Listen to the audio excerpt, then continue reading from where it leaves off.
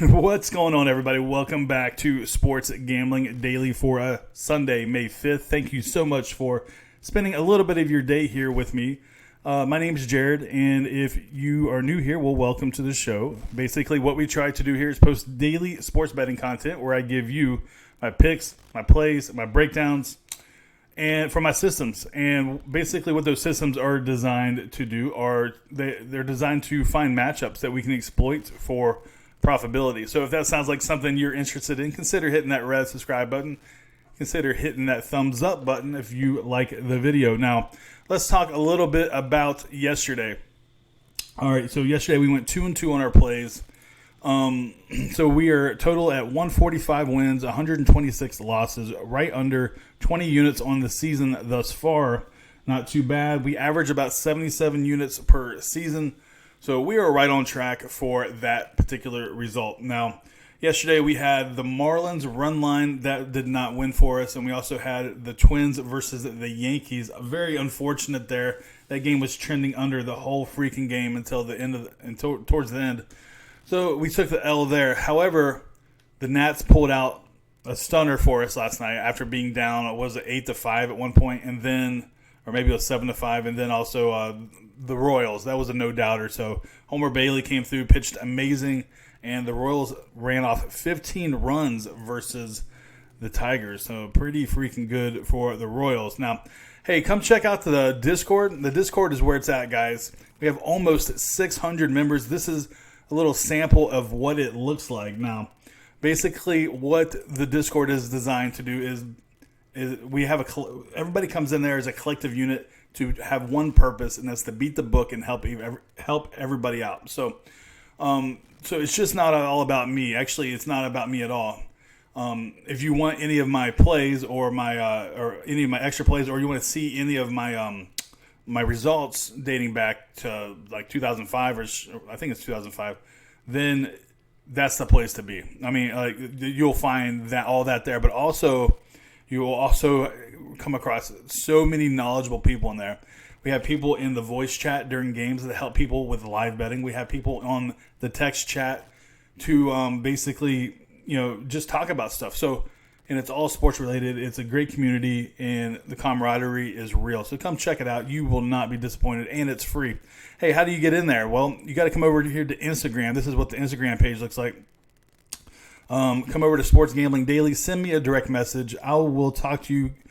We'll have a short conversation, and basically, I'll ask you a few questions, and depending on how you guess your answer, it's how I'll give you the link. So it's that simple.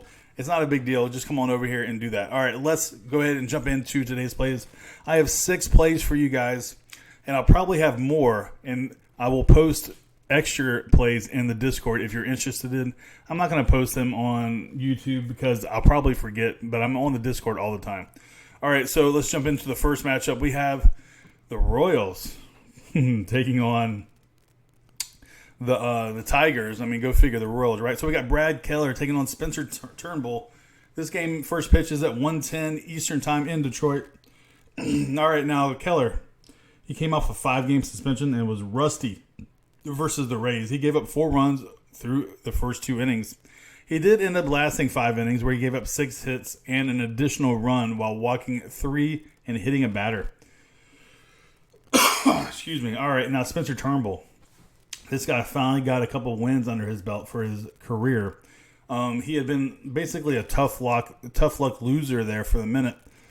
He faced the Royals about a month ago. He struck out 10 Royals over 6 really good innings, but he ended up getting the no decision.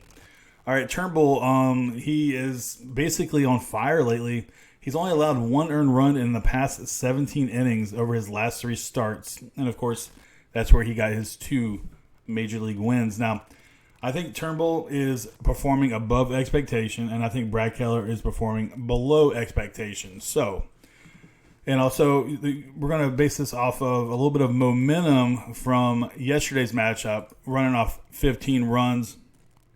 So give me the Royals plus 118. I found that price at 5 dimes. Now, I believe you can probably find a better price if you just wait a little bit. I can't imagine that this line wouldn't rise even more. So especially on the kind of run that Turnbull's been on. So public will definitely be pretty heavy on the Tigers. So, consider waiting if you are interested in this play. All right, moving on. Mariners versus Indians. We got Eric Swanson taking on Cody Anderson. So this is like a battle of two spot starters here, guys. Eric Swanson, he's a 25-year-old rookie. He makes his fourth start in place of injured Wade LeBlanc. He's still looking for his first win, but his best outing came versus the Indians. He allowed 2 hits and 1 run in 6 innings and a 1-0 loss. That was a very tough luck loss for that man. Now, Cody Anderson, he is getting the start due to Mike Clevenger and Corey Kluber being placed on the injury list. Anderson will make his first big league start since September of 2016. That's because he's missed the previous 2 seasons after Tommy John surgery. Now, this year in relief, he has posted a 5.40 ERA in 5 innings of relief. So give me the under. So we got Major League Baseball under system. Seattle versus Cleveland under 9 minus 105. Found that price at 5 dimes. 100 to win 95. Next up, we got the Natties taking on Zach Eflin and the Phillies. This first pitch is at 2:05 Eastern time in Philadelphia. So this is basically, we're going to see who wins this series here. We have the Nationals bringing out Anibal Sanchez. He is 0-4 with basically a 6 ERA and 27 strikeouts. He's faced the Phillies. This will be the 3rd time he's faced them this year.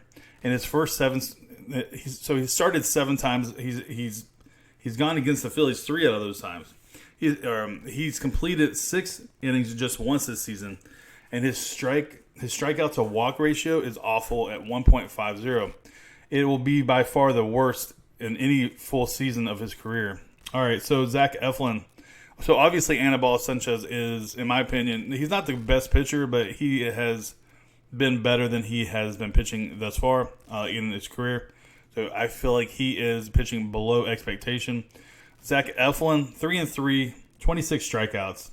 He pitched his team's first complete game since 2017. I mean, it was a gem, but it was against the Marlins. So, take that at face value because we all know about the Marlins, right? So, Zach Eflin,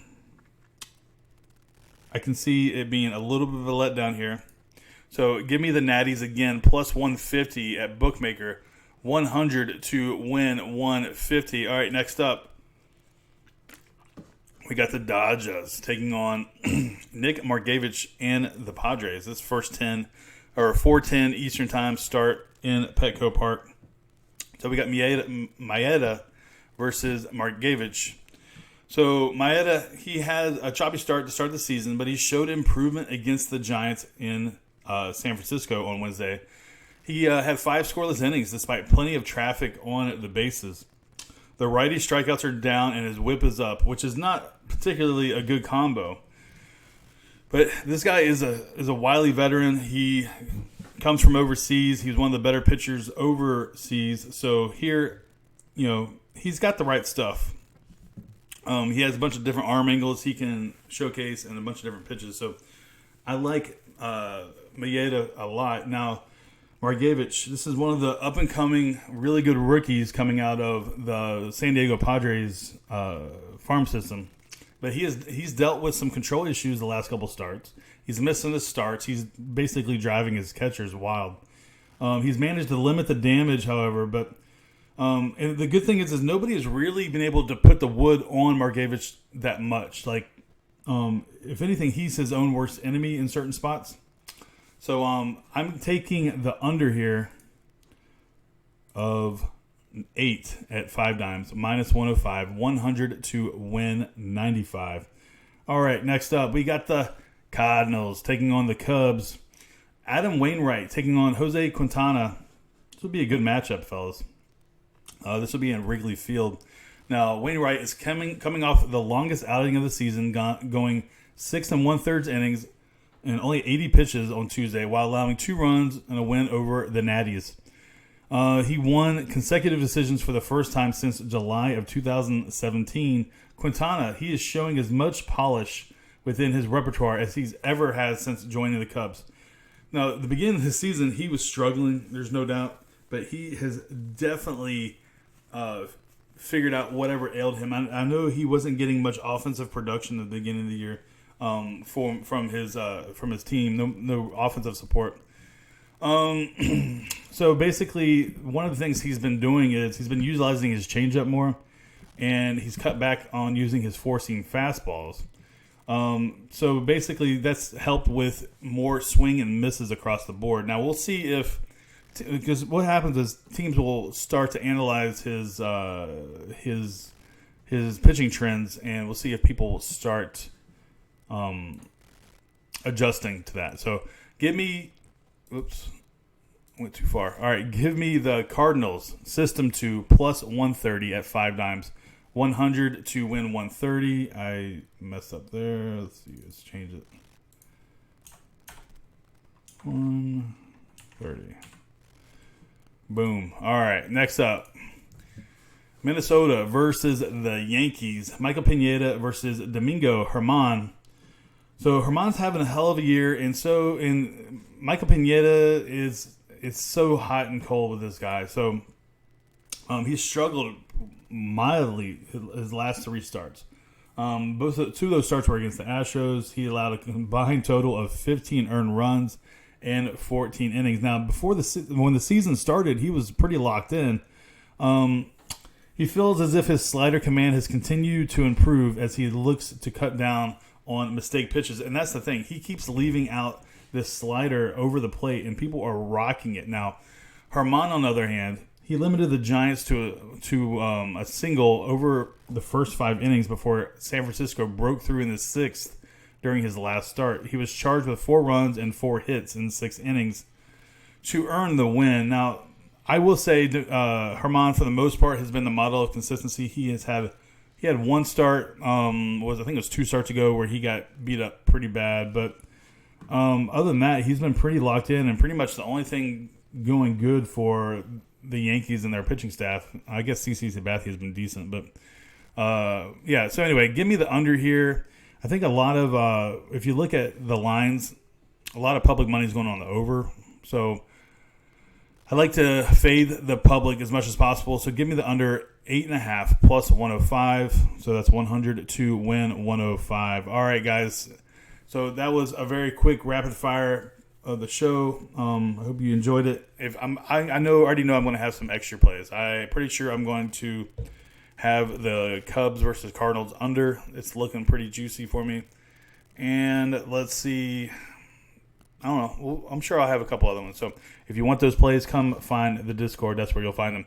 All right. Hey, good luck to you. Good luck to me. Good luck to all of us. And I will see you guys on Monday at Whataburger. Peace.